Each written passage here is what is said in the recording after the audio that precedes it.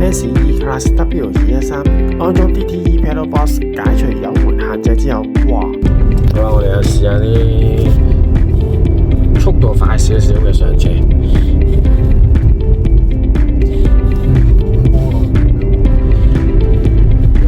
未到氣油，再上啲先。呢度開始啦，我直上嘅。一路直上，咁呢度開始係比較吃力啲嘅啦，正常嘅車啊。而家咧，keep 到啊，最鬆，好輕鬆，速度 keep 到啊，輕鬆。好啦，唔使停單，全冇問題。好力咗好多。好啦，我哋翻腳啦，呢度。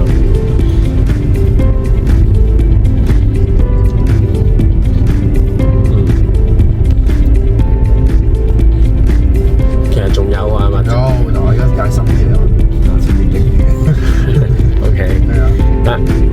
OK，今日試完之後，感覺上部車改變咗啲咩咧？裝完呢個 Pedal Box 之後，明顯嘅起步啦，一掂就去啦。係，然有 turbo lag 啊。係，而家冇啊。係啦，依家冇啊，真係冇個 turbo lag。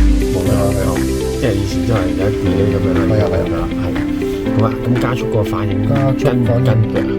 跟跟嘅，即踩即去嘅。係啊，係啊，係。OK，明白。咁仲有咩？好力咗係咪？好力咯，同埋會容易咗轉波咯，即係慳油咗咯，所以就會轉波快咗嘅。轉波快咗，係咁有夠力啊嘛。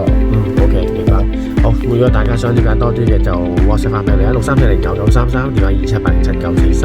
我哋亞洲汽車財呢間公司得個 DK40香港代理，唔該晒。